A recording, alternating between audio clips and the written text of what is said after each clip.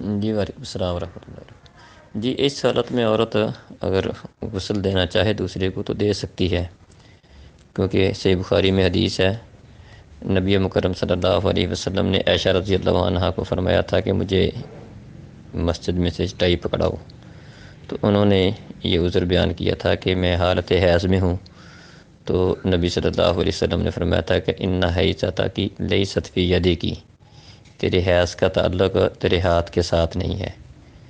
تو ظاہری بات ہے اس حالت میں عورت نجس اور پلید نہیں ہے، تو اس کا ہاتھ بھی پاک ہے، تو بس اس کا وہ حکماً وہ اس میں ہے کہ اس کو وہ غسل کرنا پڑے گا ان ایام کو پورا کرنے کے بعد۔ ایسا نہیں ہے کہ وہ اس کا ہاتھ یا اس کا کوئی جسم کا بقیہ ماندہ جو حصہ ہے وہ کوئی پلید ہو گیا ہے، ایسا نہیں ہے۔